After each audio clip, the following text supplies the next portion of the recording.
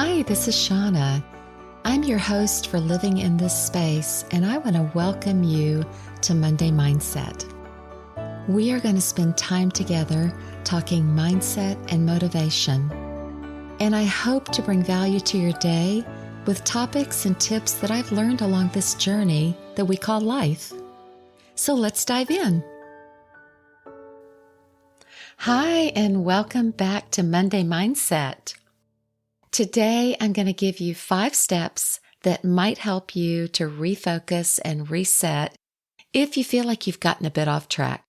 So, what do we do when we find ourselves aimlessly wandering through our day? When we seem to have lost our vision or our purpose? It may feel like we're being productive, but are we really? I recently went to a conference, and during that 4 days, I was awakened to the fact that I had slipped into a very, very comfortable and complacent place in my living space. And while I appeared to be somewhat productive on the outside, on the inside, I was just going through my day-to-day motions. I needed to refocus and reset.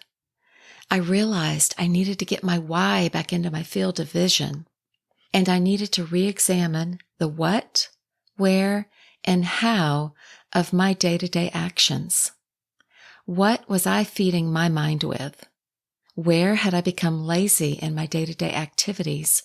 And where was I wasting time on mindless things that weren't serving me well? And how well was I fueling and hydrating my body? These were the places in my personal life that I had let slip. And y'all, I realized that if I wanted to refocus and reset, I would need some personal, doable action steps to get back on track and out of that complacent slump I had found myself in. So I was thinking about what those steps could be, and I wrote some things down, and I wanted to talk to you about those today. So, number 1, first of all, I needed to remember my why. Without a clear vision, we will flounder. We will bounce from one thing to another, always searching. If we don't have a clear enough or strong enough why, then we're always going to be at risk of being pulled in any direction that the winds of our lives will blow. Now, I think this is probably the most important first step. Sit down and write out the why of whatever it is you want or need to do. Now, this is going to look different for each of us depending on what we want to change in our lives.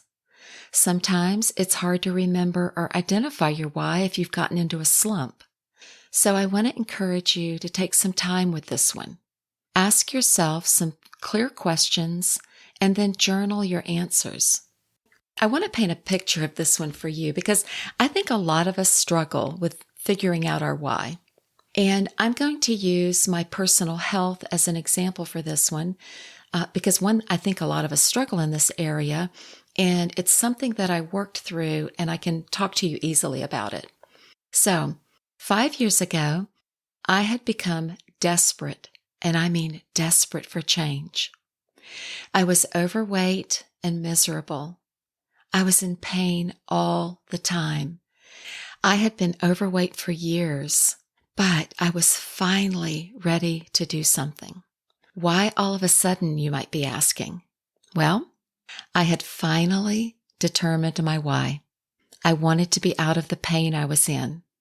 I knew I needed knee replacements, and I thought that if I lost the weight, maybe that pain would lessen and I could put off the knee replacements for a while. These were my primary drivers and the very biggest part of my why. And that's because they revolved around daily pain that was limiting the things I could do. But I also wanted to like who I saw in the mirror again.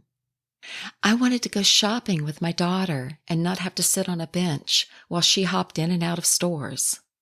I wanted to wear cute clothes again. I know that's a little shallow, but I did. Y'all, I just wanted to feel good in my own skin. Now, there were a lot of other reasons. And honestly, most of them had been on my mind for a very long time. But I was in a complacent state with them, and they had not yet triggered that physical and emotional pain point. My pain point happened when I went on a shopping trip with my daughter. It was on that day that I can honestly say I reached my personal, physical, and emotional pain point. I had initially told her no to the shopping trip because I felt like I couldn't go because I was in so much pain that day, and I knew it was going to be hard for me to walk the mall. But I reluctantly went when she said, and she was so excited about this, "Mom, we'll just get a wheelchair and I'll push you so you won't have to walk so much." And y'all, I thought in that moment, okay, that won't be so bad. I've pushed my elderly mother through stores before and it wasn't so bad. So we went to the mall and we made it to the wheelchair station. And the minute I sat in that chair and she started to push me, I nearly broke down into tears. And I can honestly tell you, I'm sitting here with tears in my eyes, just recalling that moment. That is when my life totally changed. I thought, this is what my life has become at age 55. I knew that day that I had reached my personal and physical, emotional pain point. And it was shortly after that I started a journey to go on to lose about 90 pounds that radically changed my life. But what if I hadn't reached that wall? I often wonder, would I still be 90 pounds or more heavier? Would I still be in that horrible pain I was in? If you've ever hit this wall, you recognize this is the spot where the pain of staying where you are becomes greater than any pain it's going to take to get you to where you want to be. Remember, this is one of the primary keys to moving forward. So I want you to take the time to work through this and identify anything that is keeping your why out of sight. And when you do, you can determine the steps you need to move forward at that point. Number 2, next we need to identify what's holding us back. Is it fear? Laziness? Lack of knowledge? Maybe it's complacency. Honestly, that's usually what it is for most people. Or maybe it's just feeling like we aren't deserving enough to go after something. I'd love to stop right here and take a minute to tell you, no matter what it is you want, need, or desire to do, my sweet listeners, you are worthy of reaching for it. You are deserving of whatever it is that you're writing down in your little journaling notebook. Once you identify what's holding you back, it will be so much easier to power through it. Number 3, move. Just move. Move forward no matter what it takes. Your movement may be tiny baby steps, 1 minute, 1 hour, or 1 day at a time. We can sit and wallow in complacency until we perish, figuratively speaking.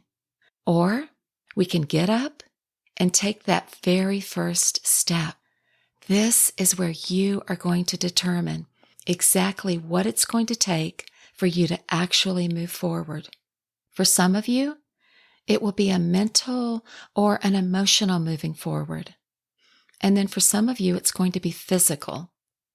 And for others, it's going to be both emotional and physical. Whatever it takes, just move. So, we've now refocused. What are the other 2 steps for resetting? Well, number 4 is a shift in our thinking.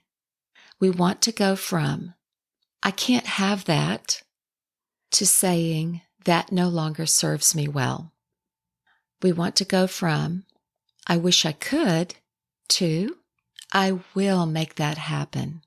Or how about, I don't deserve, to, I deserve anything my heart desires. Or maybe you always find yourself saying, I ought to. Let's change that to I will. I could go on, but I feel like you've probably got the bigger picture of how to shift your thinking. Also important in this step is to share your intentions with someone. Trying to make those changes in the dark won't keep us as accountable as if we tell someone what we're doing. And then lastly, number 5 is structure. Here is where you need to create the structure needed to support your goals, to refocus and reset. Are there things that you need to take out of your day-to-day? What are the time suckers in your day, and how can you eliminate them, or at least the time that you're spending on them? What are some action steps that you need to reset habits, thoughts, and the time that you're spending throughout your day? Do you need to create a calendar? Do you need to set reminders or timers on your watch or your phone? Do you need to meal prep so that you'll be more proactive about healthier eating? Maybe you need to get up earlier or go to bed at a more reasonable hour. Do you need to declutter your environment so that when you look around your space, you can just breathe? Remember, structure can be fluid, but it cannot be absent if you want to move forward with a more productive day. So, in wrapping up, I hope that this has helped you if you're finding yourself in a place of complacency or you're floundering and know that you need to get refocused. Until next time, my sweet listeners, I hope you can refocus and reset if you need to. Hey, thanks for listening. Don't forget to hit follow wherever you get your podcast. And until next time, I hope you live in your space well, my friends.